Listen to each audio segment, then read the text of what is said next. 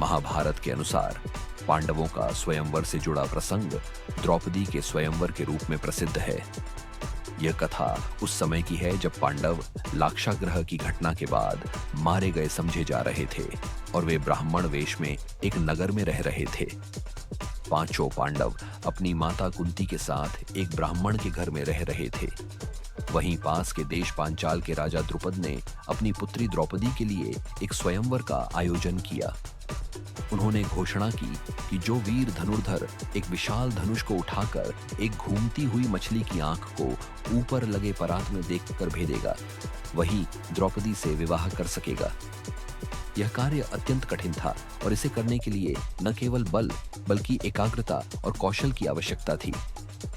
दुनिया भर के राजा और राजकुमार स्वयंवर में भाग लेने आए, जिनमें कर्ण और दुर्योधन जैसे महान योद्धा भी शामिल थे। लेकिन जब कर्ण ने परीक्षा देने की कोशिश की तो द्रौपदी ने उसे सूतपुत्र कहकर अस्वीकार कर दिया और कहा कि वह उससे विवाह नहीं करेगी। इससे कर्ण अपमानित होकर हट गया। तभी अर्जुन, जो ब्राह्मण वेश में था, आगे आया। लोगों को संदेह हुआ कि क्या एक ब्राह्मण इस कठिन कार्य को कर पाएगा, लेकिन अर्जुन ने कुशलता से धनुष उठाया, लक्ष्य को देखा और मछली की आंख भेद दी। पूरा सभा मंडप आश्चर्यचकित रह गया और द्रुपद को संदेह हुआ कि यह कोई साधारण ब्राह्मण नहीं है।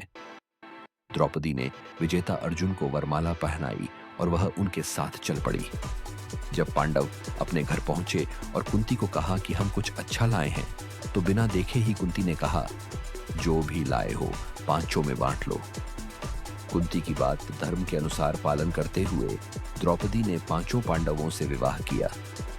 यह निर्णय स्वयं भगवान कृष्ण की इच्छा से भी जुड़ा था, क्योंकि द्रौपदी का पूर्व जन्मों से यह भाग्य था कि वह 5 पतियों की पत्नी बने। द्रुपद को जब पांडवों की वास्तविक पहचान का पता चला कि वे जीवित हैं और अर्जुन ने ही धनुष तोड़ा था, तो वे बहुत प्रसन्न हुए और उन्होंने द्रौपदी का विधिवत विवाह पांडवों से करवाया।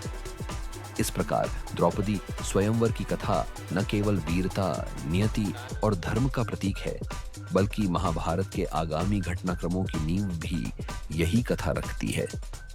यह एक ऐतिहासिक और धार्मिक दृष्टिकोण से अत्यंत महत्वपूर्ण प्रसंग है।